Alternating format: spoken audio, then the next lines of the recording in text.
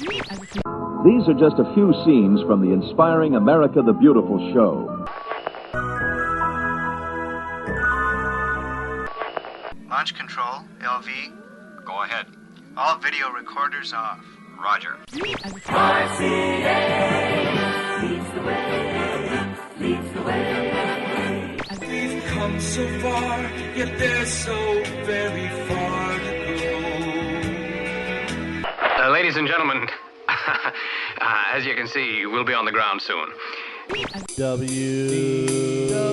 Radio, your information station. Hello, my friends, and welcome to the WDW Radio Show, your Walt Disney World information station. I am your host, Lou Mongello, and this is show number 115 for the week of April 19th, 2009. Thank you for tuning in once again for some fun, family-friendly Disney magic. April showers may bring May flowers, but they also affect the vacations of guests visiting Walt Disney World. And while many people look at the rain as something that will keep them stuck in their rooms, I look at it as a wonderful opportunity to enjoy the resorts and the parks, and maybe even a way to experience something that they never have before. So this week, we're going to look at the top 10 things to do in Walt Disney World when it rains. I believe that each day we are all motivated by our dreams, both big and small. And for many people, dreaming to be a part of the magic that they enjoy today or have experienced and impacted them as a child fuels their passion. And for many of those people, that dream has or will come true. And for one of Disney's most talented character artists, he believed in and followed his dream, and now he's making magic for all of us guests. So this week, I want to introduce you to Brian Blackmore, character artist for the Disney Design Group. He not only recounts his personal journey from childhood watching Uncle Walt to working for the company he loves so much, to sharing advice and practical tips on how to possibly follow your own dream and even work in a place that truly creates magic for others. I'll have another Walt Disney World trivia contest this week where I'll test your knowledge of a classic Walt Disney World attraction or two before playing some of your voicemails at the end of the show. So sit back, relax, and enjoy this week's episode of the WDW Radio Show.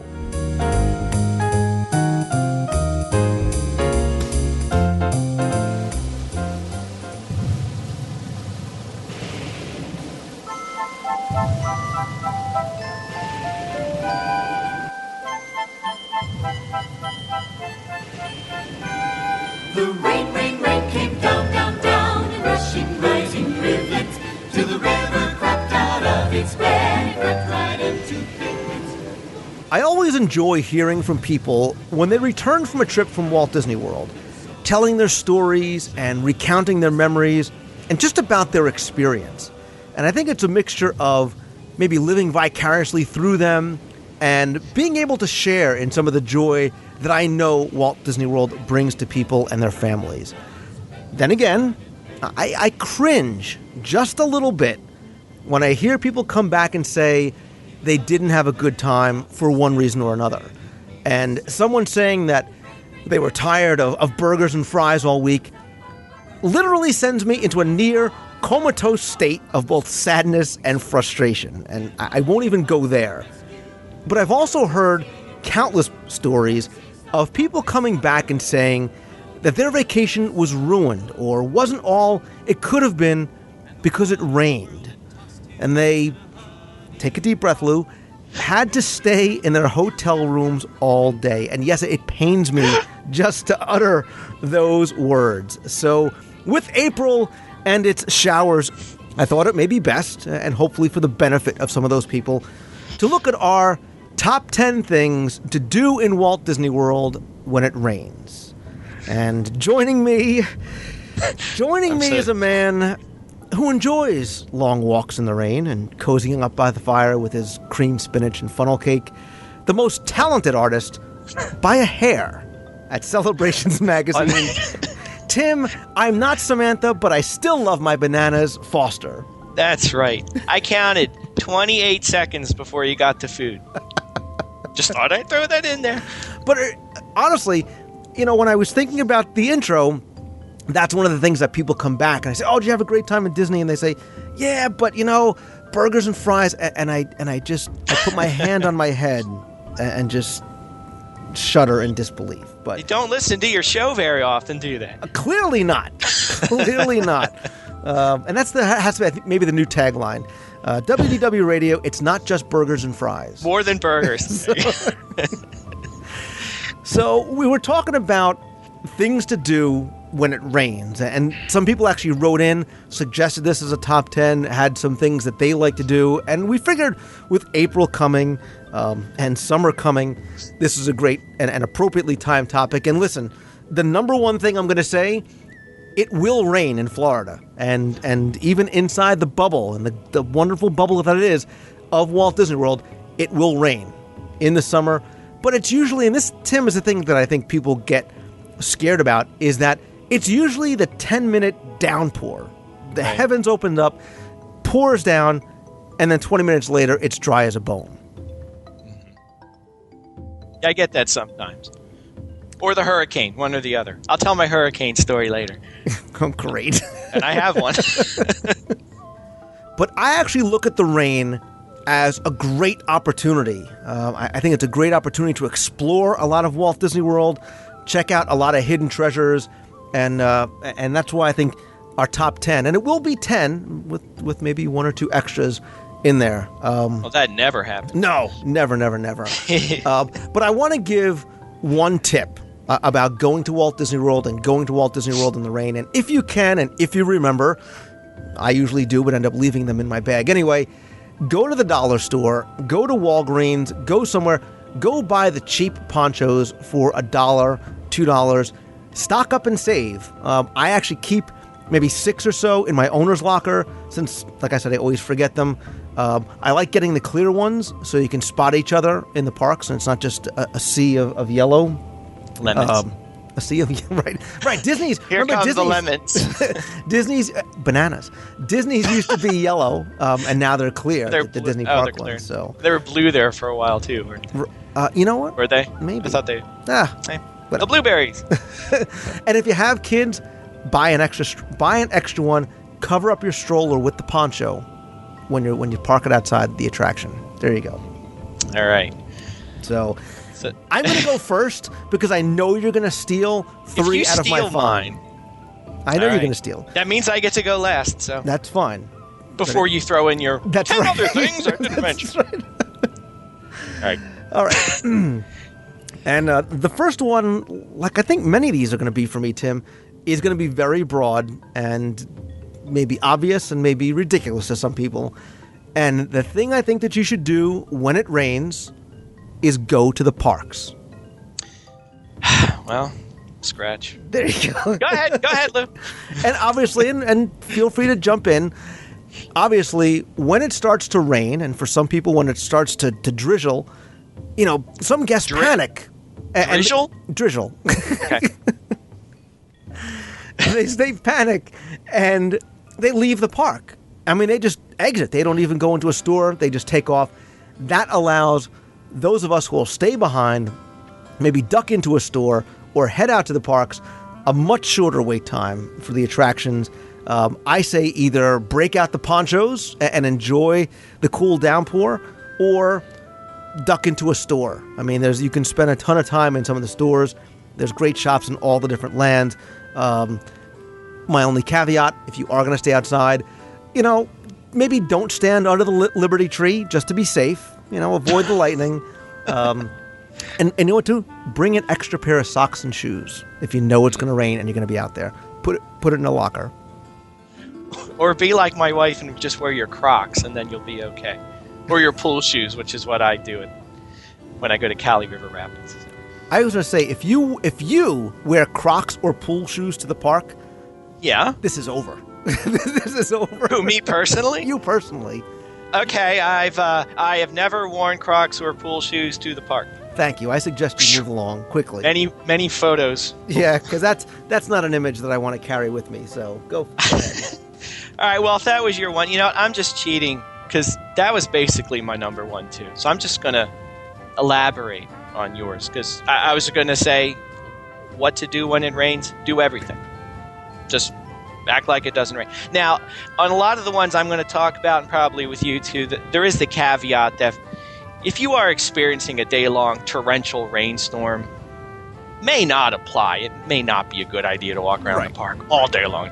But if it is the casual light shower or little brief afternoon spurt, I'm with you. Just walk around the park, enjoy yourself. Now, I fear what I'm going to say next, because I'm going to totally contradict what you said before. So, and this is about the ponchos. Because actually what I have found, I like, if I know it's going to rain, or any day actually, is just bring a big safari hat kind of thing with you. You might look silly. Hey, it's Florida. You're allowed to do that, though. And I find if it's actually not raining too bad and you just have a big hat on or even a baseball cap, you don't really notice that much. And to me, you seem like you're a poncho guy. You love the poncho. To me, the poncho means hot and sticky, and I'm going to get wet anyway, and I'm going to look like a lemon or a banana. All right, two things. Come on. I'm going to tell you. Me personally, not a poncho guy. Wife, kids, knock yourself out. Me, I'd rather just wing it, run it, whatever. If you get wet, so what? Second, if there's a photo of you in one of these hats in the park with your water shoes on, I need to see it.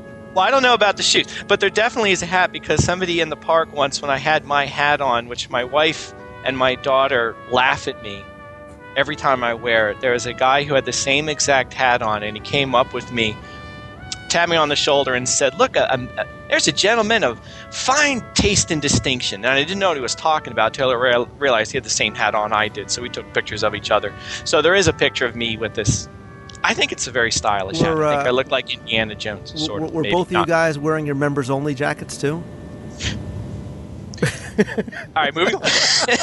You were. Now, the only reason I really mentioned the ponchos is kind of what you said. It's when the rains start to come is when the panic sets in for a lot of people. And I see so many people, like, if they're not leaving the park, they're running into the store and they're running over, I need 5 ponchos and I need them now. And they're shilling out their bills and all right, you put this one on, you put this one on, I'm going to help mom with this one on. And everybody puts their ponchos on. And more often than not, it is one of those 10-minute showers. And by the time they got all ponchoed up and they're ready to go outside, it's basically stopped. And so I say, don't panic, see what it is. And if it's not too bad, just don't worry about it. Just carry on, put your hat on, go to the next ride. Have you. Or maybe take that opportunity, if you know if it's going to rain for 10 minutes, 20 minutes, a half hour. Shopping. That might not be a bad time to maybe, what? To do what? Go grab a bite. Ah. Surprise. More than hamburgers and hot dogs, I assure you. Anyway, move on. I got one more. There's a very important tip coming from my point of view. And in the interest of doing everything, I would say, as best as you can, conduct yourself normal. Just be aware of what people most likely do when it rains, is that they'll huddle in a store underneath an overpass, or as somebody pointed out, the exit queue of It's Small World, and back the whole thing up. So, be just so quick to hide with everybody. Just go out and enjoy the park, because you'll find a lot of things aren't less crowded, and as long as it's not pouring, you won't get that wet. And if you get wet, so what? The sun's coming out later. So. Exactly. Back to you, Lou. I go again. So, okay, that's fine. Yeah, I see. I cheated because ours were the same. So this is going to be the same too, and it's obviously a no-brainer. I think we're probably both going to say, and if not, then I'm going to look silly. To go to downtown Disney, and while you're there, or Disney Quest and shopping and things like that. Was that on your list? No, you look real silly right now. Well, that's fine. Well, I'm going to tell you first. There's a lot to do in downtown Disney that does not involve eating. I'm going to leave. Actually, no, eating is on here. I mentioned Disney Quest. You can spend a good half of a day or even longer at Disney Quest. It's really an indoor, interactive theme park. You can do things like create your own roller coaster. There's old school video games, which I just love. There's different kinds of simulators. There's high-tech rides. There's great virtual reality stuff in there. Lot to do. Really, really a lot to do. And I think if you go after a certain point in the afternoon, if you go like in the evening, it's like half off. I don't remember exactly what the costs are for Disney Quest. I haven't been there in a long time. We have to take a trip to Disney Quest. I haven't been there in a long time either, but and obviously to head on down to the marketplace. There's a ton of great shopping, and if you don't mind sort of running those little short walks in between the Lego store, World of Disney, the Christmas shop, Goofy's Candy Company, Once Upon a Toy, there's a lot to see in there. There's even a lot to do. Sometimes there's some hands-on activities that you can do in there. Your kids can come in with you as well. If you don't feel like shopping or Disney questing, go see a movie. Go to the AMC movie theaters. 24 screens. I'm sure one of them is going to be showing a Disney film over in downtown Disney's West Side. If it's nighttime, treat yourself to Cirque du Soleil, or maybe try a new place to eat like House of Booze or Bongos or Raglan Road or T-Rex. that's a radical suggestion. But it's a good excuse to go down and try something that maybe you wouldn't say, I'm not going to leave the parks and waste my time in downtown Disney. This might be a good opportunity to go ahead and do that. Absolutely. Well, my first tip was to do everything. But to totally contradict myself, my second tip is going to be to do nothing. And actually what I'm talking about is if it is raining, kind of along your lines of going to downtown Disney, I usually like to take that opportunity to go hopping around the hotels or around the resorts and relax. And if you're at the Magic Kingdom, hop on the monorail, go visit the Contemporary, the Grand Floridian, the Polynesian, take a tour, have a nice lunch, do some shopping, and generally relax. Basically take the opportunity to see the other things at Walt Disney World that you might not see. Like, as you said, downtown Disney being one, but also explore the resorts, because that you could spend a whole day doing that, and we have done that many times. And actually, a couple of resorts I love to visit in the rain, if I can, are the Polynesian and the Wilderness Lodge. To me, when it's raining, they take on a whole new character. Especially when you're coming from the monorail and entering into the Polynesian, or if you're walking along the docks at Wilderness Lodge. Again, as long as it's not pouring and you're getting torrentially rained upon, but listening to the rain pitter-patter on the leaves of all the trees and plants around you, it's really, really cool. So if the opportunity presents itself and it's a little too wet to get in the parks, or you want to do something different, take a ride on the monorail and do some resort hopping. I'm with you, brother. It's on my list. I will join along. Taking the monorail tour is a great idea. You mentioned quickly, you can take tours at some of the resorts. I know the Grand Floridian and Wilderness Lodge have free tours if you go in and talk to them. If you can, get in the pilot's cabin and make the loop.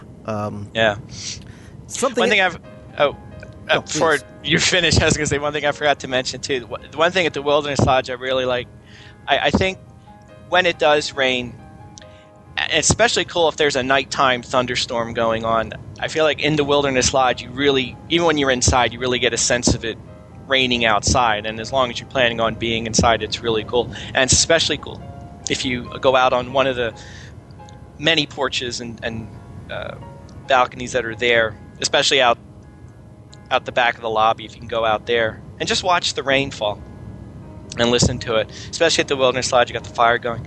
Very, very cool. Wanted to throw that in there before you moved on. So, another place other than the monorail resorts, another place I like to go if and when it rains is the boardwalk, because you now you've got at least 3, or you've got 5 if you want to count the Swan and Dolphin resorts that you can explore. The boardwalk, the yacht and beach clubs, lots to see in there.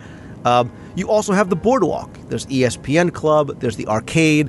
Lots of different things to do along the boardwalk as well. There's some other shopping there as well. And while you say, explore the resorts, I think you should also explore your own resort, depending on where you're staying, because chances are there's a lot there. We've talked on the show in the past about places like Port Orleans. There's tons to see. There's a huge backstory there. A lot to really sort of take in, even if it's just sitting on a chair and watching the water and watching the rain come down. And in Tim Foster contradictory manner, I'm going to say, don't go out and enjoy the resorts. Stay at your hotel. Treat yourself to some room service. Go to the arcade and have the Dance Dance Revolution throwdown. Go shopping.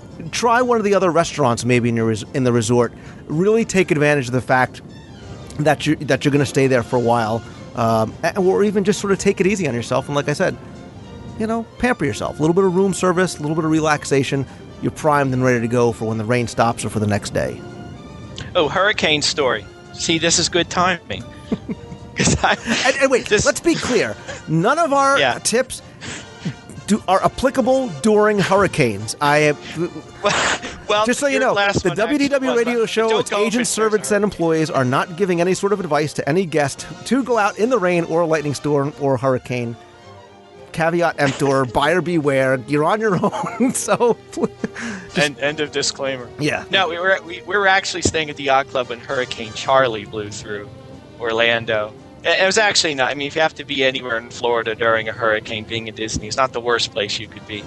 And it was actually kind of neat because everyone got a free bag lunch, and we got to watch Monsters Inc. for free on the TV, which I think you should watch all the time for free on the TV. But it was actually kind of neat, especially watching the tree blow down in front of our room, which was gone by the next morning thanks to the Disney cleanup crew. So that's my hurricane story. That's it. That's the whole story. That's it. That's the whole story. That's all you got. Why don't you move on to your next one on your list? Oh, was that? Did you do yours? Sort of. I mean, I kind of embellished the result. Well, you know what? Then fine. My next one is somewhat silly and very, very short, much like me.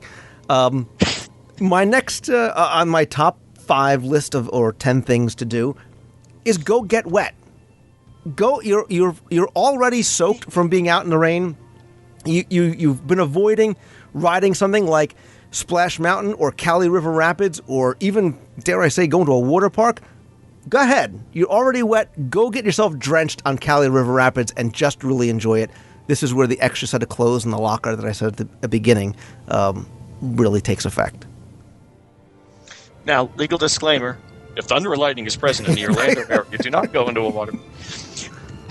Actually, it's funny. I'll take this opportunity to do my short and silly one too, and this is courtesy of my wife. So, if anybody thinks this is one of those stay with me, folks ones, we have a lot of those. But I think it's cool. But it kind of goes along yours. Go swimming, and again, if the weather conditions don't permit you to go swimming, listen to your lifeguard. They're not going to let you in anyway, but do pay attention because that can be very dangerous. But if it's just a light rain and you're allowed to go swimming, go swimming. And my wife tells me some of her favorite swimming memories as a child are when you're at the pool, you got your goggles, and if it is swimming, you go underwater and you look up and you see the rain falling on the surface of the water.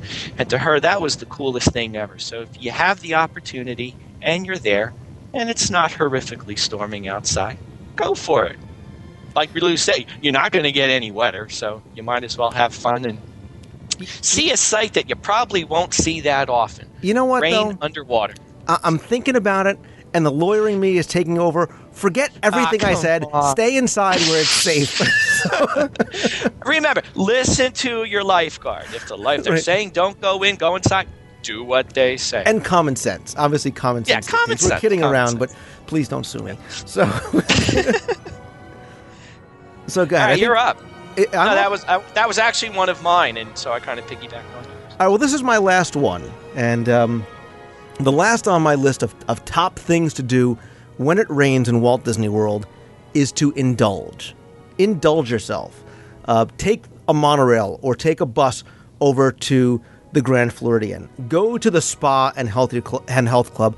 Go get yourself one of those secret garden bath wrap seaweed things. Pamper yourself. Guys and girls, manicures, pedicures, massage, facial. Spend time in the steam room. Really just relax inside and enjoy a day pampering yourself. When you're done at the spa, go inside, have some nice hot tea, maybe a little warm scone over at the Grand Floridian inside. High tea is, I think, served between 3 and 6 in the afternoon. We've talked about this in the past. There's fruit tarts. There's little tea sandwiches. Really, really nice. And if that's not your cup of tea, but you, pardon the pun, but you still want to indulge yourself, sorry, go down to downtown Disney and just shop till you drop. And just worry about the credit card bills when you get home. So am I to understand, perhaps as recently as your last trip, you had a seaweed wrap and got a pedicure? Are there things that I do to research for this show? But no, I have not done that as yet. Now, was that really your last one? Because by my count, I only did 3. Well, I did 5, so the next 2 are all you. You snuck 2 in there that I didn't. Well, here, I'm going to sneak in a bunch on my last one then. So, well, a couple things. I'm actually surprised you didn't. Neither one of us brought these up yet.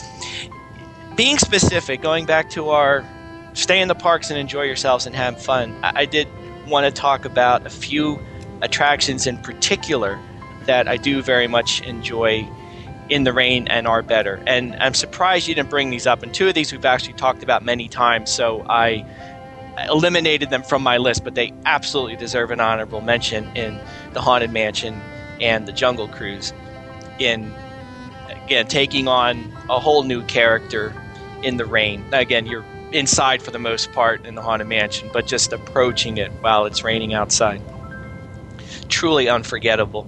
But again, we've mentioned then so many times things to do in the dark, things to do when it's things that are scary. We always seem to bring up those 2, so those are in the Hall of Fame. But a couple other ones that I also enjoy TTA in the rain. TTA, yeah, is the one.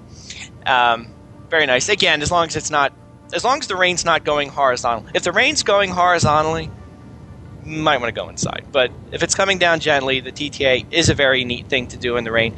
And I also like to go on the Liberty Square riverboat when it's raining, particularly if you go on the second deck and hang in the back or the front or the side, depending on which way the wind is blowing. Really nice just seeing the rain falling on the rivers of America and seeing the Haunted Mansion in the rain and again, enjoying the Liberty Square riverboat in a way that you usually don't when you ride it most of the time. Nice change of pace. And that's my last one. So, I like it. Any other specific attractions in the park you like? Well, you know what? I'm going to throw you a curveball. Because while that's the end of my list, here we go. I started to think, and I got another one. Well, I do, but it's a little bit different.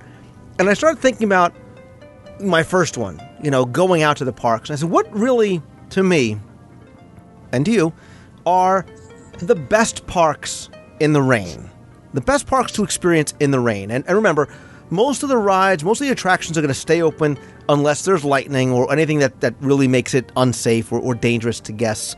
I think the Magic Kingdom is probably the best park in the rain for a number of reasons. Number one, the rain does scare a lot of families away, especially people with young kids. So if you are without children, you don't want to maybe leave them out in the rain, get them wet, get them sick. A lot of those don't leave them in the rain. Well, you know what I mean. For the most part, there's very short, often covered walks in between attractions or shops or different buildings. Main Street USA, great example. You can browse the shops on both sides without ever having to step outside. Yep. And yes, you might end up at either, the ice cream parlor or Casey's. When you get to the end, there's the arcade in Tomorrowland. I think there's just a lot. And like I said, some of the attractions in the Magic Kingdom, dare I say, offer a different experience in the rain. Yeah. I think for me, this was actually one of the other things I had on my list too, since you brought it up. As far as general parks and liking them in the rain, I actually like walking around World Showcase when it's raining. If nothing else, that you can go at a leisurely pace. And again, if people got chased off, they might have left or gone to their resort or watching Honey, I Shrunk the Audience over and over again, so they don't have to come out in the rain. But World Showcase is nice in that you can really duck in and out of shops as you make your way around, and there are lots of covered places to sit and enjoy the rain and watch, check out the lily pond in China or the ponds in Japan if you have sufficient shelter, like an umbrella or your hat or your poncho, whatever it may be. Again, those also take on a whole new character when it rains as well. And if I have a choice of places to hang while it's raining, I like to go to World Showcase and, dare I say, get a snack or two along the way. I didn't say that. Epcot was second on my list for two reasons. One of which, World Showcase, depending on what pavilion you get caught at, too, you can spend a lot of time in there. And I think Japan is a great example. The Mitsukoshi department store is there. There's the Tin Toy exhibit there right now. There's food there. China, there's a ton to explore in China. Not even talking about Nine Dragons. There's the shops. There's lots of great, cool things in the shops. There's some interactive stuff to do there. There's the show, I think, that a lot of people miss or choose not to go to. The streets in the back of China. Norway, too. You've got the shop. You've got the attraction. But I actually think Future World is a great place to get caught in the rain. Really, because if you're in a pavilion, say, for example, like the Land, there's a lot to do in that pavilion, and you can sort of hunker down there and you can see the different attractions and the shows. Universe of Energy, 45 minutes right there. By then the rain will be gone. And of course, Interventions East and West, and if you don't mind, shooting across the plaza, there's a lot to explore in both of those. You can really spend a few hours in there as well. And then I would say the Studios is next on my list, because even though there is a bit of a longer distance between the attractions themselves, once you get there, sometimes there's a lot more to see. You can take your time wandering through them. Star Tours, great example. You come out, you've got Tatooine Traders right there. You can maybe shoot over to Muppets right down the street a little bit. You have to be aware there are some shows that might close during the storms. Obviously, Indiana Jones, Backlot Tour, Beauty and the Beast is one that I was actually there, got caught in a very bad lightning storm, and they pulled the performers off stage. And if you can, go see the animation tour and One Man's Dream. Really take your time walking through that exhibit. Really, when's the last time you went and really explored One Man's Dream and really took your time going through it? Going in the rain is a great opportunity for that. I cry at One Man's Dream. What part? Sorry. What part do you cry at? Is it the Dancing Man?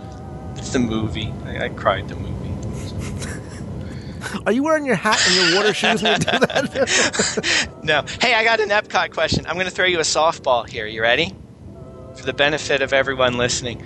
Say, Lou, if I'm in Future World and it's raining and I'm standing under Spaceship Earth, aren't I going to get wet from all the rain pouring off of the geosphere? Well, Tim Foster, you won't get wet. Why? Because the ingenious drainage system that was put into the outer shell of Spaceship Earth, the channels in between the silver Alucobond panels, of which there are 957 of them, is actually drained. It won't drip down to the bottom as if you were like pouring water on top of an orange. It actually drains into a channel, and that goes out into the lagoon in the park. No way. Way. Awesome. Dork. Wow, thanks for that. It's an affection. It's a term of affection. It really is.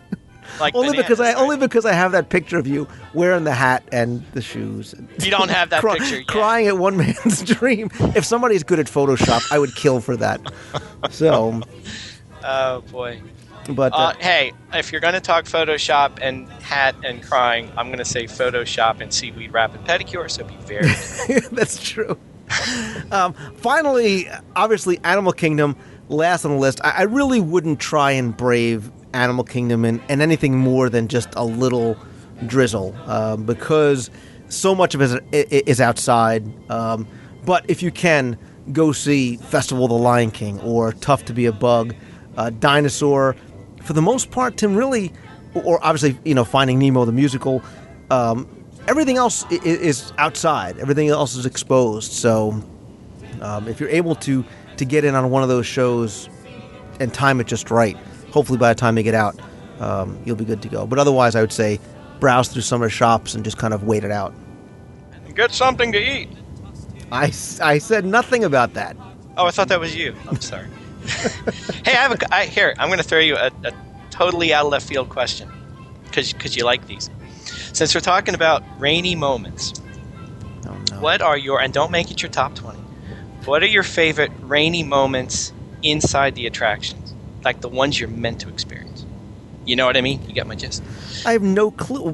My top, As in- my top as 200 in- rainy moments. As in, like, when the rain came down in Winnie the Pooh, that scene. Oh, You I see like what that. See? I or maybe like that should be another top 10. That should be, but I will tell you that I love that effect in the Many Adventures of Winnie the Pooh. I love that sort of bobbing on the water and the light effects in Winnie the Pooh. I like the ripples in the water that you see on the as it hits. Yeah, you know what I'm talking about. So go ahead, give me another example of an attraction where it rains inside.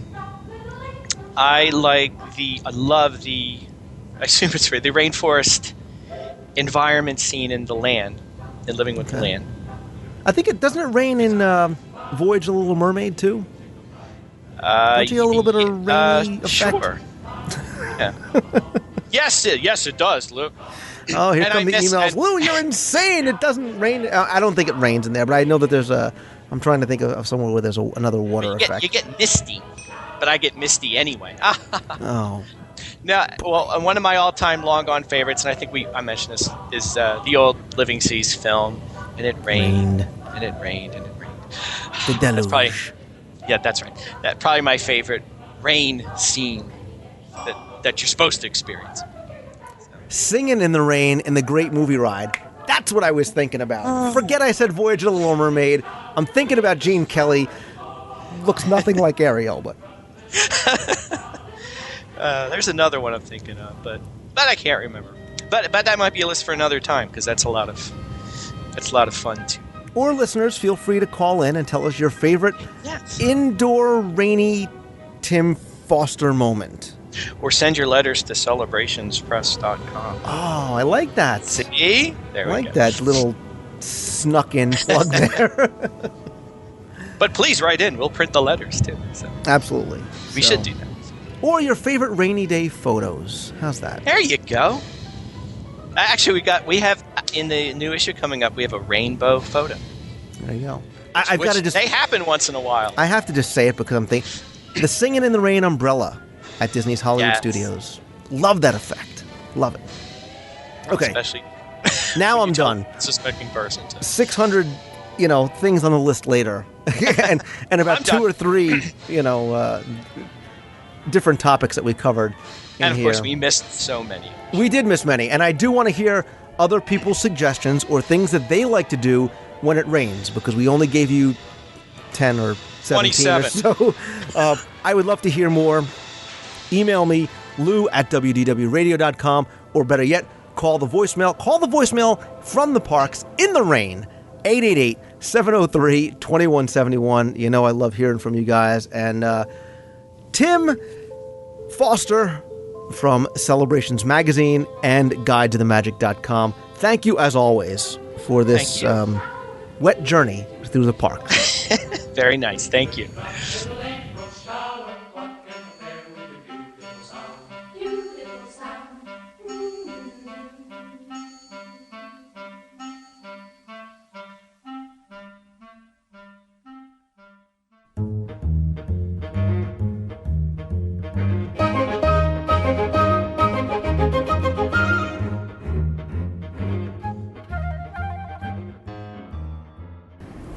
The magic in the Disney parks comes to us in many forms and from many sources, but at the heart of everything that we enjoy and experience is people.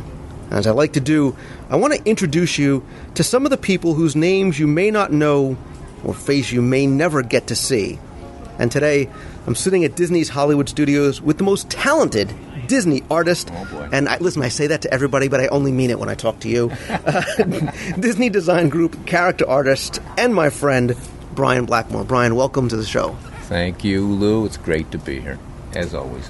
It's great to see you again. Great to be sitting here again. We're backstage at Hollywood Studios, and like I said, you work for the Disney Design Group here at Walt Disney World, and we're going to talk about what you do for the DGG, how you got there, and what it is. But I really want to go back to some of your early beginnings, growing up on the icy cold of the Northeast, as a budding young artist. Tell us a little bit about your background.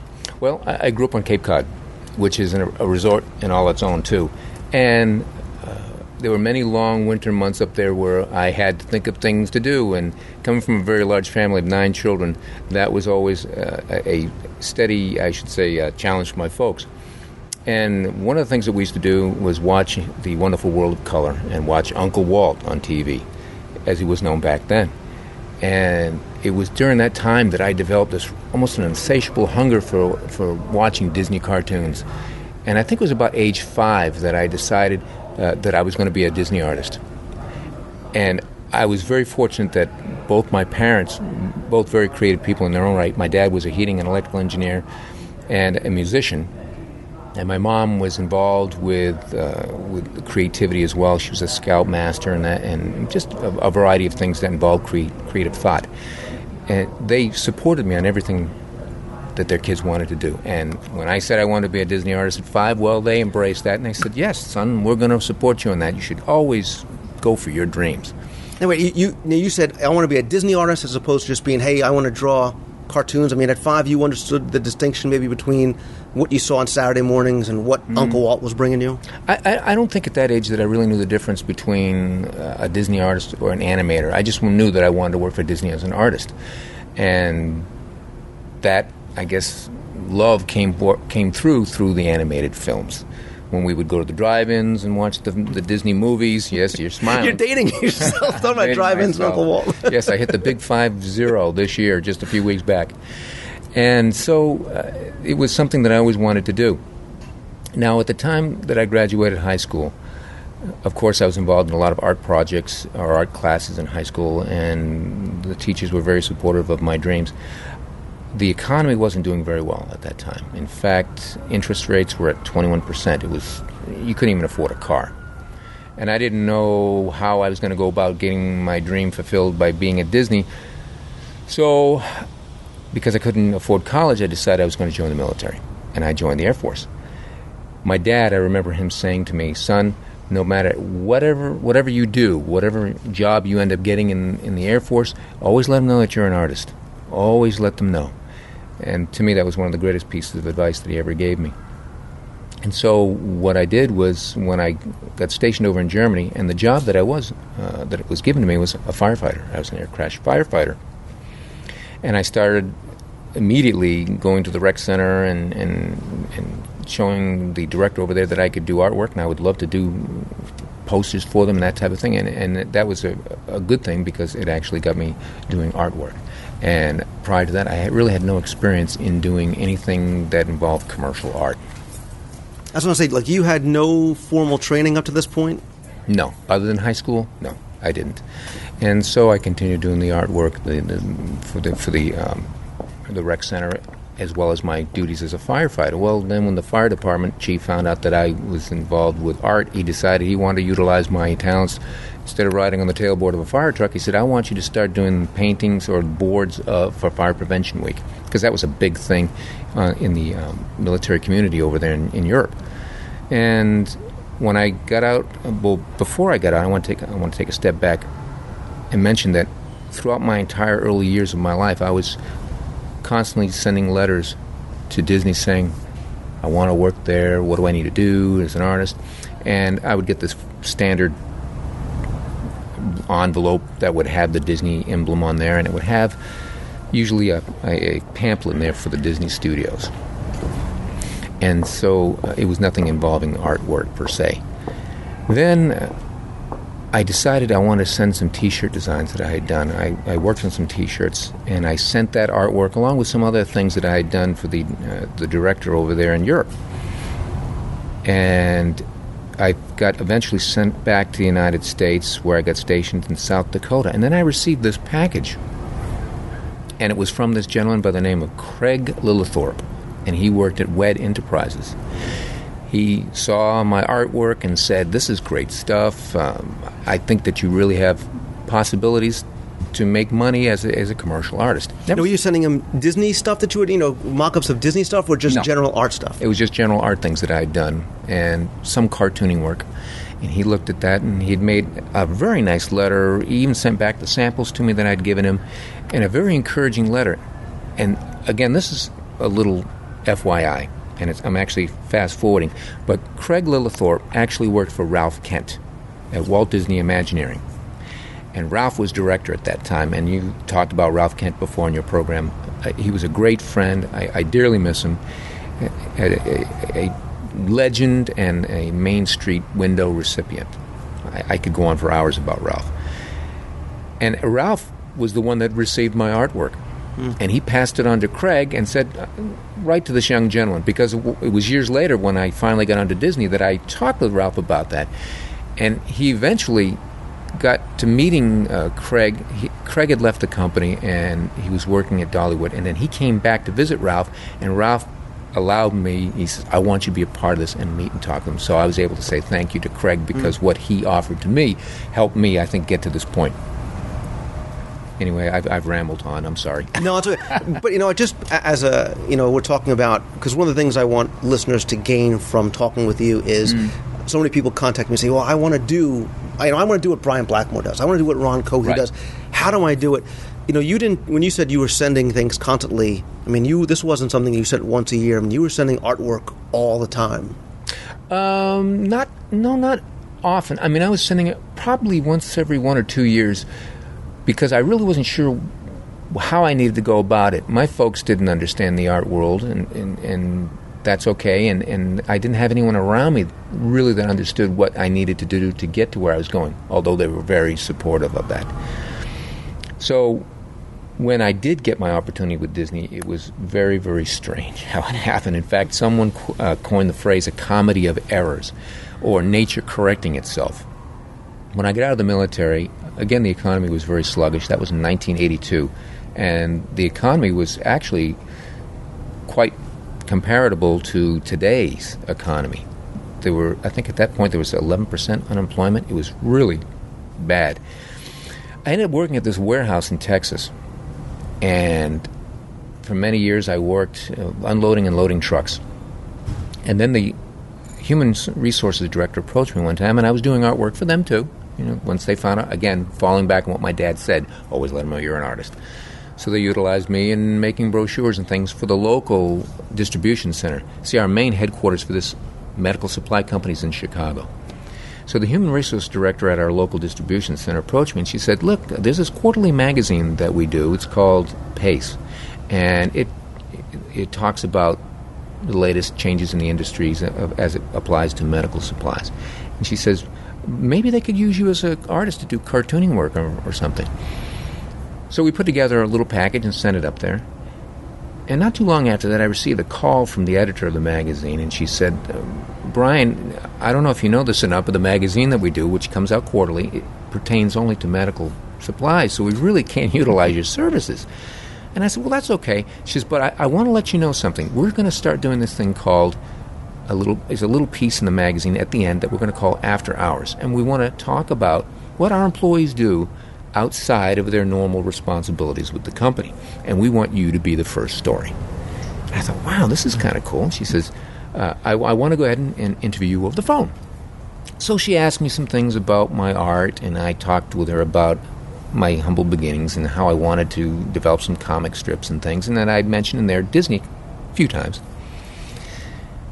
The magazine came out in February, and the article, the actual interview that she did with me occurred in November, but in February the article came out.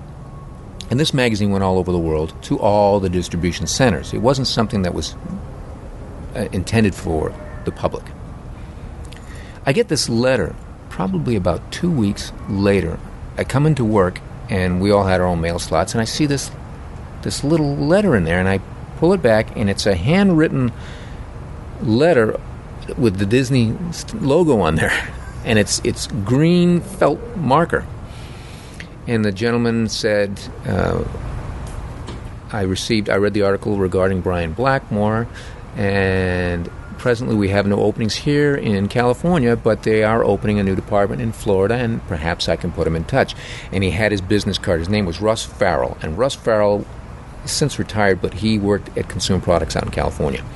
So I'm looking at this business card, and I'm so excited. It's got the little Mickey Mouse on there, and I said, "Oh my gosh, here's my opportunity." And I call him on the phone, and he tells me about merchandise opening up in Florida, and that he had this contact there, and I should contact him. Well, obviously, I was very curious as to how he got a hold of this article. And he said, well, I'm going to tell you what happened is there was somebody that worked at one of the distribution centers that you work for, and they knew someone who knew someone that worked at Disney. So the article got passed to one person and went to another, a Glendale police officer, who in turn handed it to me. And I read the article. So that's how it happened. And there's a lot more to the story, and perhaps maybe I should share that some other time, but it ended up getting me a job here at Disney as a freelancer, and that was back in 1990, and then 4 years later I was brought on full-time, and I've been here ever since. And see, that's the amazing thing about your story, and how it just differs from somebody like Ron. Ron Coe, he goes to Cal Arts, and he sort of follows a somewhat traditional path. You, with no formal education, you followed what your father said. You just drew, and you drew, and you drew, and you never know who's listening, who's watching, who's going to pick something up. And as it came to be, your dream became fulfilled not by knocking on the door, but by somebody finding out about you and what you want to do and the work that you were doing. And that really, it's what I said was it was almost like it was meant to be. And that's what my sister said. She said it was nature correcting itself. I don't know if many people have ever watched, what's that movie, The Incredible Mr. Limpet, with Don Knotts? And he turns into the fish, and he says to his wife, who's still human, and he says, honey, I think that's nature intended for me to be this. And that's what my sister was saying, too, is that I did everything I think you could possibly do to not get to Disney. I joined the military. I go and work in a warehouse, and I end up, by going to that warehouse, if I hadn't worked for that company, I might not be here. But for some reason, it just worked out. It's just one of those really strange stories. And if you think that my story is unique, you ought to listen to the other people in the department, because they have just as much of a unique story. And it all boils down to your passion. And I like to throw this in. Whenever I do a talk to students, I talk to students a lot. And there was this one group of students that I was talking to at this art center up in Washington, D.C. And I told them there's that old movie Flashdance, and in the song it says, take your passion and make it happen. And I think that that's the greatest phrase that you could ever do, is take your passion and make it happen. And don't listen necessarily, don't be so defiant when someone says you can't do something, but take it as a challenge. Because Walt Disney got that all the time. And everything he did in his entire career, he was always faced with someone that said, oh, no, you can't do that. For example, when you go to the motion pictures, when he said, I want to make a feature film, which it was Snow White, and the experts, so-called experts, were saying, oh, no, you can't do that. People can't take color and moving and all that they'll go crazy. And then when he decided he wanted to do a theme park, all the experts were saying, oh, you can't keep it clean. There's no way you're going to be able to do it. It's just not possible. And he did it. And so, going by that example, and I talk to any of those people out there who want to be an artist, and even if it's not being an artist, if it's being an engineer, or if it's being an actress or an actor, or it's being a sports director, whatever, if you take your passion and make it happen, just go for it. The worst that could happen is someone says to you, no. But just keep going at it. You'll make it. You'll make it. It's all up to you. You and I share very similar philosophies. I've always felt the same way, and I've always felt that, life is too short, and you've got to do what you love. Right. And if you are passionate about it, and you are patient, and you are persistent, you will be able to make it happen. And every time that you come across one of those obstacles or challenges, I look at that as another opportunity, and as opposed to another roadblock. So, again, you are a perfect example of that. And like you said, the hundreds and thousands of other people that work here probably have similar stories. Nobody gets it handed to them.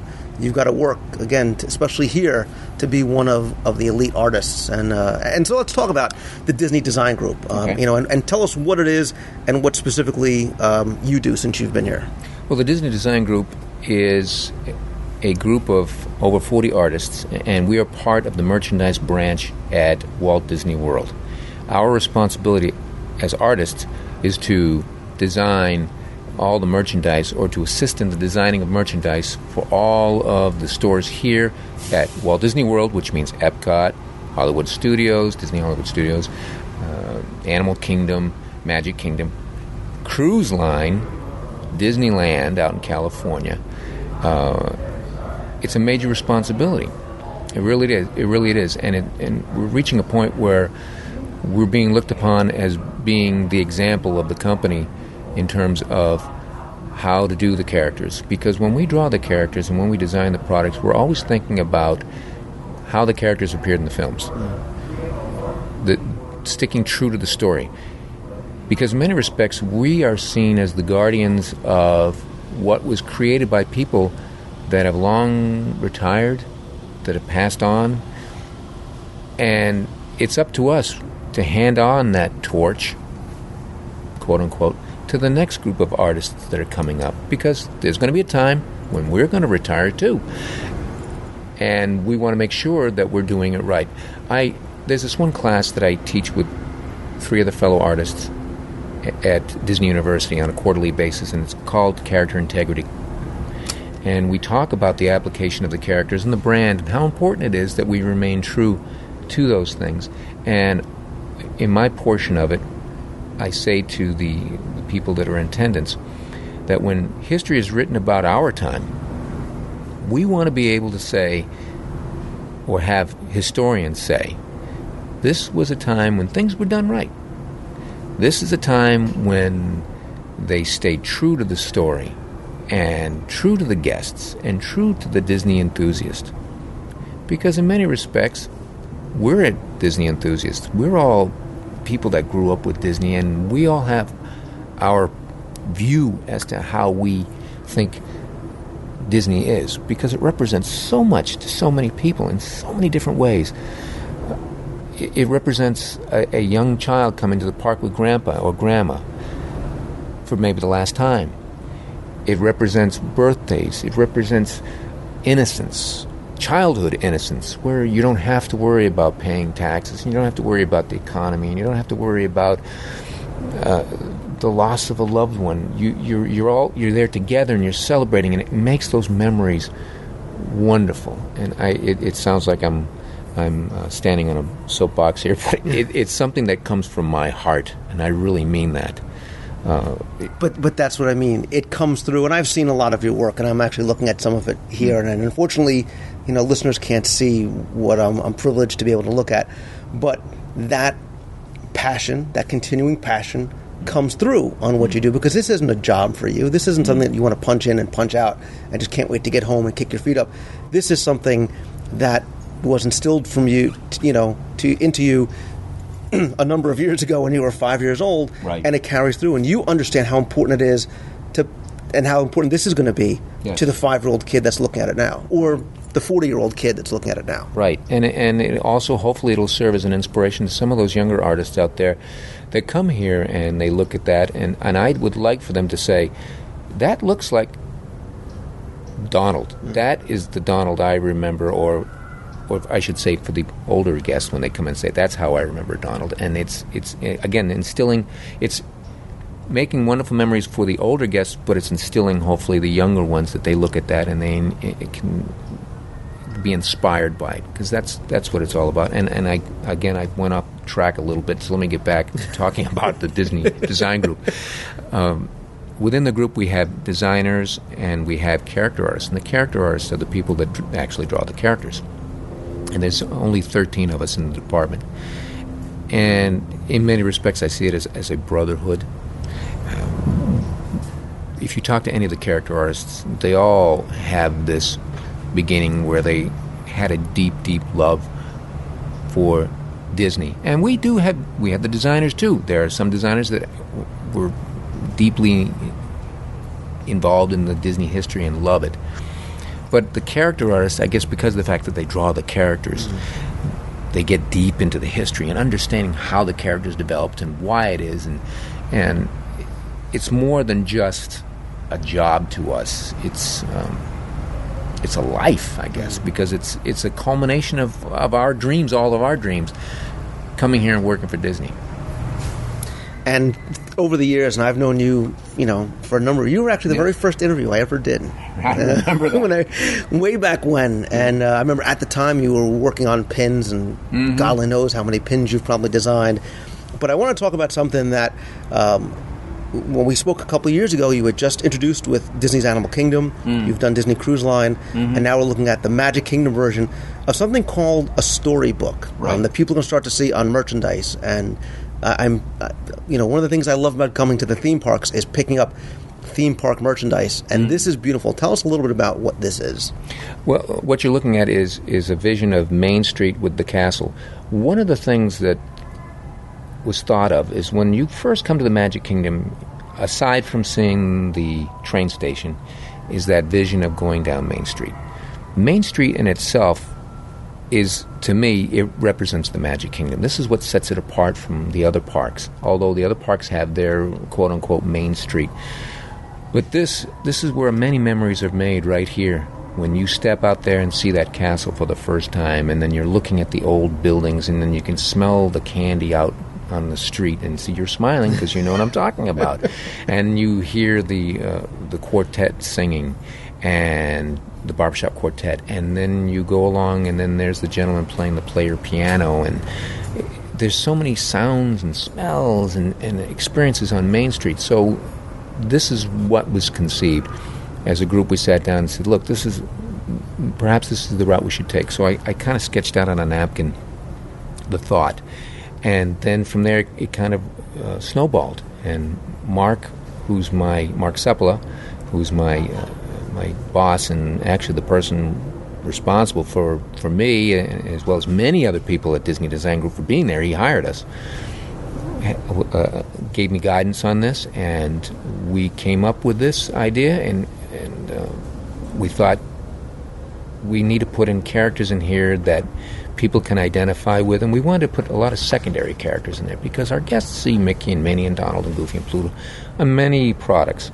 So we felt it was necessary to put a lot of secondary characters in there because there are some secondary characters like Jiminy Cricket and Lady and the Tramp that people have affinity for. And if you look at this illustration here, which again it's hard for me to describe, it's the view of looking down to Main Street, and all these characters are sitting out in front, standing out in front with Mickey and Minnie and Donald, Goofy and Pluto at the center. We have the Seven Dwarfs in there. We've got Song of the South, Brer Bear, Brer Fox, and Brer Rabbit. We've got the Lost Boys from Peter Pan, as well as the ship here, which was put into this by an idea from Mark Sepula. It was Ralph Kent, our dear friend, who was a Disney legend and a recipient of a window on Main Street. Mark said, we need to put something in here for Ralph. And as you know, Ralph passed away a year ago. It'll be 2 years, I think in September. And he wanted to put something in there, and he felt that this was appropriate. And so we did. And there were other little things that we put in here to address to our guests and to the fans. For example, I have Jiminy Cricket over down here, and we put a map that he's looking at. The guest can't quite see what he's looking at, but it's actually a map of Disneyland and not Disney World, so that's why he has that confused look on his face. And we have some of the fairies from Black Cauldron around the Emporium Light. We also have in there Pongo. And although he doesn't appear in the Magic Kingdom, I thought it would be a good idea. We have a fire station there, and again, this draws back on the fact that I was a firefighter in the Air Force. I wanted to put something in there for the firemen. Now, my wife is a big Cruella de Vil fan, so I had to put her in there too. And how I got around it was I just put her silhouette in the confectionery window behind Pongo, and it's just the silhouette. And that's how our guests and our Disney fans see Cruella in the beginning of 101 Dalmatians. That's how you're introduced. You see her coming up with her silhouette to the window. So we thought, yeah, that would be a good one. And so it's a little saying hello to my wife. And in some of the windows, especially up here in the upper right-hand corner, we have Cleo the fish. She's in her bowl, and then next to her is the flowers from Trees and Flowers.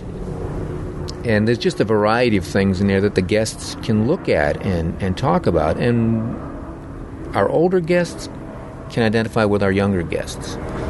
they can share in it, because there are some characters in here, of course, that maybe our older guests might not know. For example, the fairies from Black Cauldron that our younger guests would know.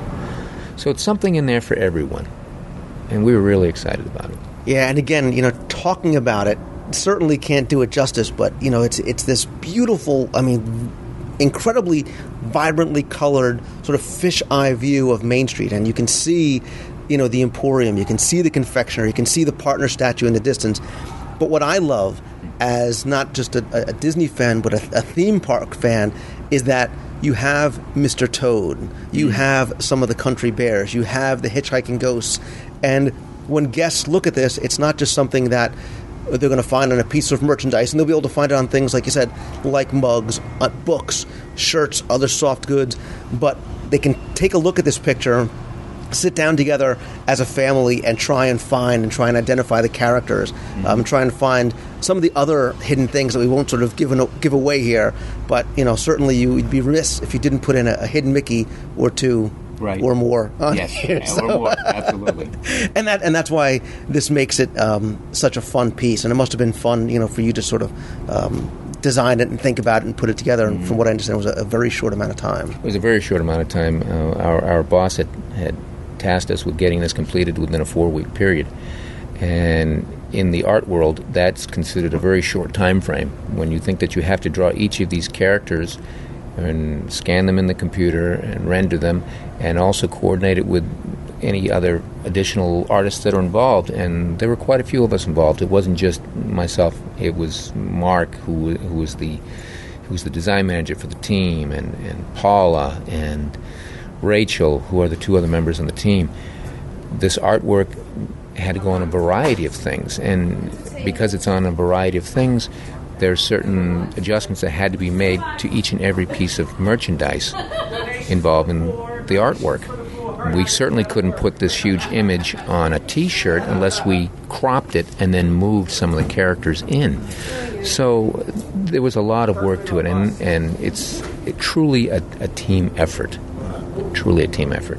And you said something sort of in passing about how you do it and then you scan it into the computer. And I think it's important to mention it doesn't take away from any artist that does things in the computer, because they're certainly just as talented. You're more talented though. But you still do it. You draw it by hand and you ink it by hand too. And I think there's a certain richness that comes through when you do it. And I think maybe there's I don't know how to say. There's something about hand-drawn art that I think pops off the page differently than the computer-animated stuff. I agree with you, and it certainly doesn't diminish, though, the technologies and how it's improved, because as we know, and you being a fan and me being a fan of Walt Disney, he was always about embracing new technologies, new ways to bring out an old art form. When it comes to drawing the characters, we all still draw the characters in the contemporary way. We still draw it on paper. But there are many of them that use it on the computer because they may not necessarily have the steady hand. But also we have to understand that sometimes this artwork might be used on something else. Like Mickey someone might come in and say, I like that Mickey. I want to put him on a billboard out on I-4. Well, when you blow that up, then you start to see the imperfections. If you ink it in the computer, you don't see those perfections because it's vectored line. It's computer line. There is no imperfections. So I think the reason why I didn't so much embrace inking in the computer is probably two reasons in there. One, I like inking it the old way, and two, I feel more comfortable with it, and I'm faster. I'm much faster than if I did it on the computer. And so I think that's probably one of the things that the reasons why I do that. All right, this is a fan question. It's not. Think of me as a fan asking you this question, not the interview trying to get you to show your hand. But with this, with some of the other merchandise that I've seen recently, we're starting to see more of an influx of some of the theme park characters, some of the theme park attractions in merchandise. Is that maybe, hopefully, a trend that, and again, not asking you, unless you want to tell us what you're working on, is that maybe a trend towards something that we'll see? Because I know a lot of us who are theme parks fans have really been clamoring for that. And when I saw a Mr. Toad shirt yesterday, I was ecstatic. Well, I don't want to give too much away. I do like working for Disney. I love working with Disney. it's always good to look back at what has been established, and our guests, a lot of them clearly have an affinity for the characters that how they looked years ago, and we constantly have to think of ways to keep our guests from all the time periods of Disney happy. And that's a challenge. That's always a challenge. We have people that like coal-eyed Mickey or pie-eyed Mickey, and then we have people who like the contemporary Mickey. So that's always a challenge of having some kind of a balance. When it comes to the storybook program that was done for the Magic Kingdom and for Animal Kingdom and the one that's currently on the cruise line, the thought that went into that was that we wanted to hit all the guests in their memories. We wanted to have secondary characters. We wanted to address the experience of being on each one of these theme parks or on the cruise ship. So when you look at the one for the cruise line, we have the ship dead center of the illustration, and on one side we have Castaway Cay, and on the other side we have the dock, which could be viewed as either Nassau or it could be viewed as Port Canaveral. We have palm trees in there and lots of hidden Mickeys. On the island we have Merlin the magician dressed in his outfit that he was wearing in the movie when he came back from the Bahamas. So of course we weren't messing with the films. We thought, look, this is appropriate because he did go to the Bahamas. And we have Ursula on the beach, and we try to keep the characters separate. We don't necessarily like to have them touching each other because they're from different films. But the environment was correct because Ursula does come from the ocean. And in the water we had also Little Mermaid.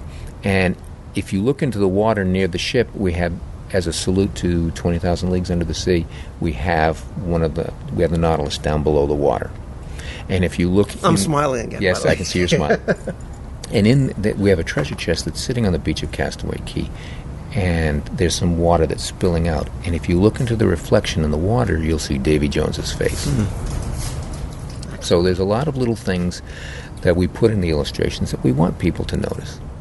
Well, we do, and it's very much appreciated, and that's why I wanted to have you on the show, because again, when people see this merchandise and they get excited about it and they buy it from the parks and they bring it home for themselves or they give it to somebody else, it's so very much appreciated. And I think maybe sometimes you guys might not know the same way we don't know the people that create what it is that we appreciate so much. And I wanted to tell your story too, because you went from watching the wide world of color to being a part of it and to creating that color and that magic and those memories for others and for thousands and thousands of guests. And finally, before we go, is there anything again for those people that want to do what you do or want to be part of the company, or whether it's character art or design group or whatever it is, what kind of advice or suggestions would you have for them? And I know everybody's story is unique. Mm-hmm.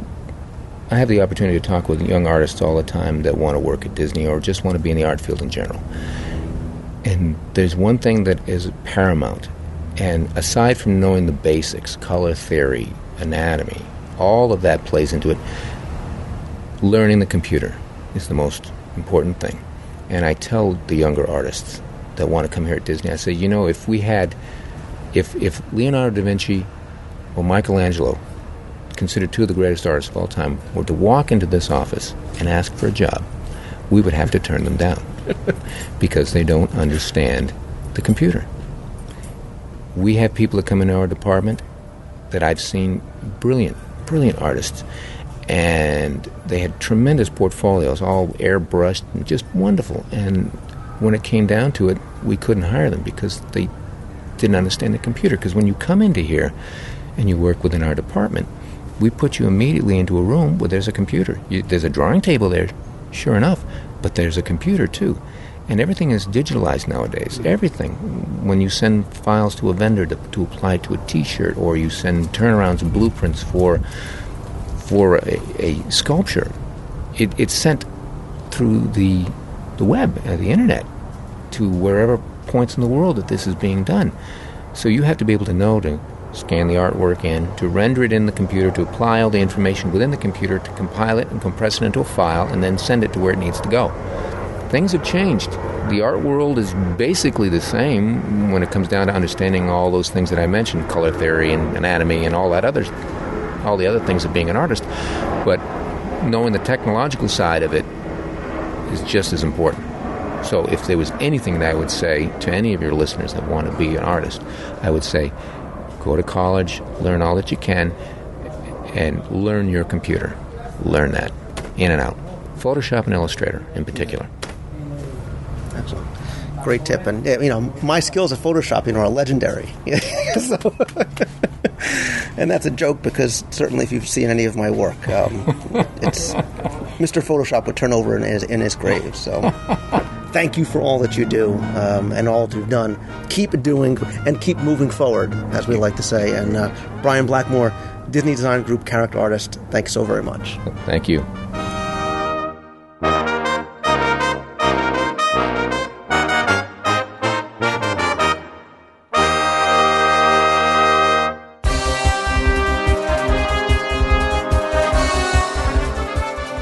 It is time for another Walt Disney World Trivia Contest. I apologize, we haven't had one over the past couple of weeks due to my move to Florida, but I am here and I am ready. Hope you are as well, because with Space Mountain and the Wedway People Mover going down for refurbishment this past weekend, and I actually hear that they're going to rename the People Mover to something like the TTA or Tomorrowland Transfers. Anyway, I thought that we would theme this week's trivia contest to those classic attractions. I'm going to ask you 5 questions this week, as well as a bonus question. All you need to do is answer all 5. You don't even need to get the bonus question right. If you get all 5 right, you will be entered into a pool where I will randomly select one winner who will get a prize package. If you get the bonus question right, you're also eligible to win a bonus prize as well. So, here we go. Here are your 5 trivia questions this week. Number 1, Space Mountain is made up of 2 tracks, which, although they're nearly identical, are different pretty much only in length. What are their names, and which one is longer? Number 2, on each of the 2 sets of tracks, 13 trains carry passengers into the depths of space. How many passengers can fit on each train? Question 3.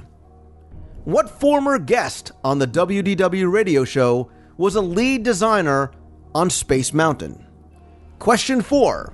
Space Mountain has gone through a number of changes over the years. Some big, some small, some sponsorship, and some visual changes inside and out. And along the way, on the exterior, we lost a tall, white pylon-like tower that had a ride vehicle and 4 passengers in it, sort of giving you an idea of what lied ahead. Each of the 4 passengers was dressed alike. What were they wearing, and what type of patch was affixed to each of these passengers? Question 5, last question. The Wedway People Mover, you kids keep calling it the TTA, is known as the Blue Line in Tomorrowland. There are other transit lines that travel through this working community according to story. What are they, and where do they go? Okay, those are your 5 questions. You only need to get these 5 correct in order to possibly win the prize package. But here is your bonus question. Get this right and be the winner that's randomly selected, and you will win a bonus prize. Here you go. The TTA has gone through a number of its own changes, as well as Space Mountain. So, who originally sponsored the TTA? Who was the original narrator? And who was he replaced by? It's a 3-part question. Who sponsored the TTA? Who was the original narrator? And who was that original narrator replaced by? Now, because I'm going to be in Walt Disney World next week for the meet of the month and some other research, you're going to have 2 weeks to answer these questions. So you have until 11:59 p.m. on Saturday, May 2nd, 2009. To answer these, email me at lou@wdwradio.com. 1 entry per person per email address, please. Again, from all the correct entries, I will randomly select one, and they will get the prize package, which includes a 2009 Walt Disney World Trivia Page-A-Day calendar, an audio guide to Main Street USA on CD, a WDW Radio Show button, and I'm also going to throw in issue 3 of Celebrations magazine. If you want it, I'll sign it for you. That's all about Tomorrowland. I figured it was appropriate. And if you get the bonus question correct, you will get a mystery prize, which I'm sure you're going to enjoy. Again, you have until Saturday, May 2nd at 11:59 p.m. Remember, it's more important to be right than it is to be first. So good luck and have fun.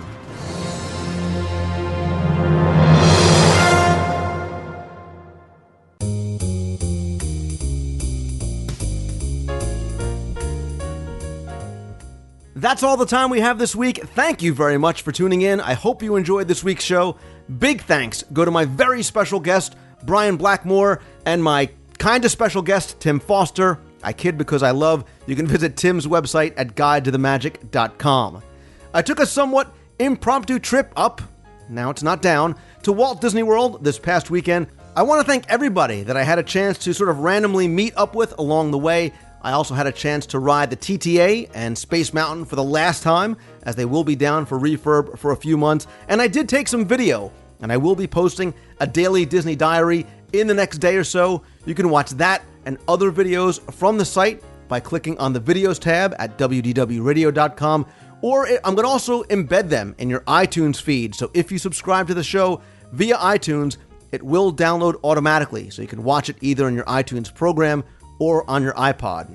Speaking of meets and meeting up in Walt Disney World, quick reminder about my next 2 meets of the month down in Walt Disney World. They're just going to be very informal gatherings of listeners and readers and forum members, opportunities for to get together and chat while we're in Disney. The next one is going to be Sunday, April 26th at 1 p.m. That's going to be at the Sunset Ranch Market on Sunset Boulevard, right down the street from Tower of Terror and Rock and Roller Coaster in Disney's Hollywood Studios. It's going to start at 1. We'll be there for at least an hour or two, so please come by, say hello. No RSVP required, but if you want to let us know you're coming, I'm going to put links in the show notes to the forums and Facebook. You can kind of just let us know that you'll be stopping by.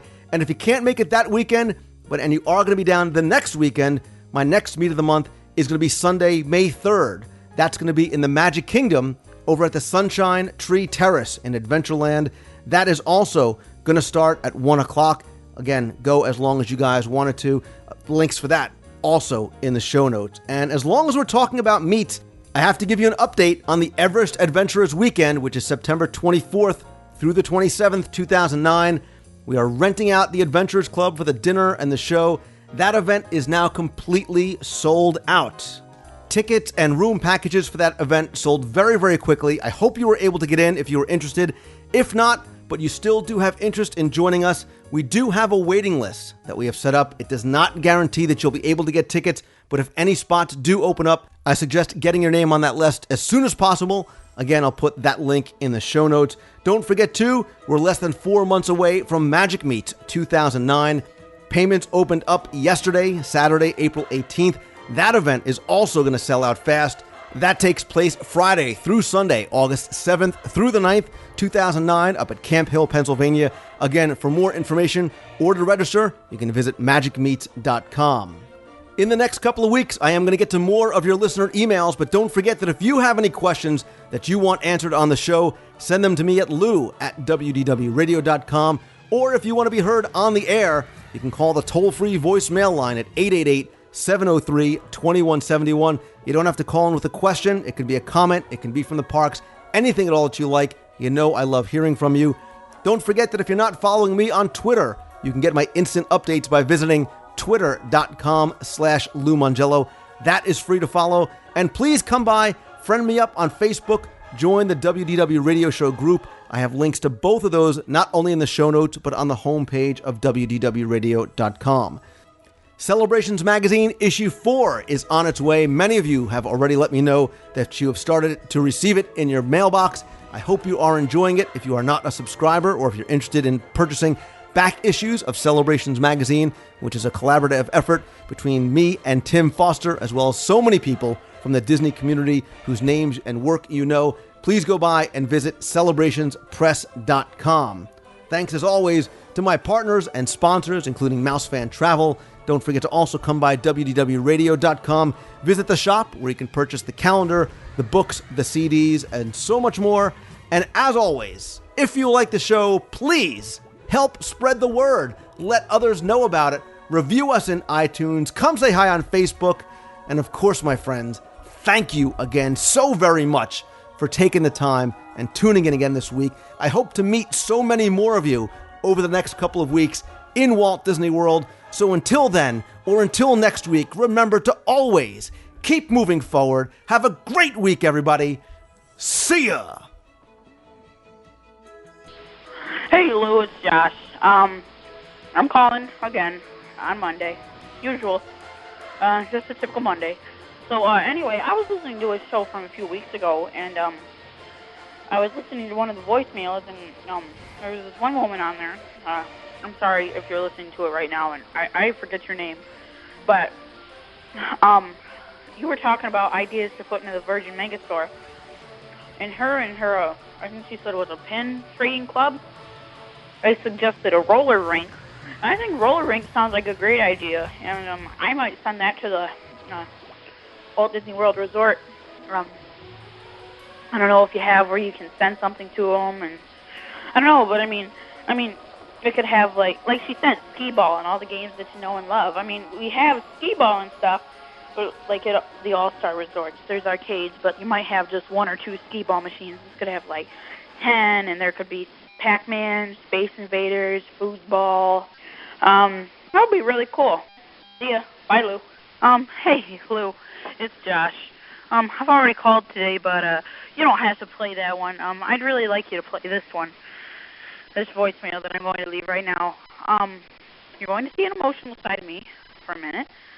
Usually I call in with news or comments or stuff that I like about Disney World or something, but I'm going to change it, right now. I wanted to tell you that you're the inspiration to me for loving Disney so much. I mean, when I was in 3rd grade, my parents bought me your first trivia book as a gift, and I love that book. I told them it was the best $15 they ever spent, which it probably was. I mean, that's what led up to who I am today. I mean, I'm only 12, but that's okay. That's not going to stop me. I just wanted to tell you that I read that book all day long. I read it on the bus. I'd ask trivia to my mom, dad, brother, friends. It was a great book. And the only problem is, on my last trip to Disney, which was last October, October 13th to 20th, 2008, was there for a week. When I was on the plane, I took your book and I took a Burn Bombs guide to the Magic 2. I took one of them, and I took your book. And I set them in those little holders that had the magazines and everything. And I guess I was so excited to get off the plane and everything that I forgot them. So I was excited when I found your second book a few months later. I think it was, not a few months, a few weeks. And I found your book, and I read it at school every day.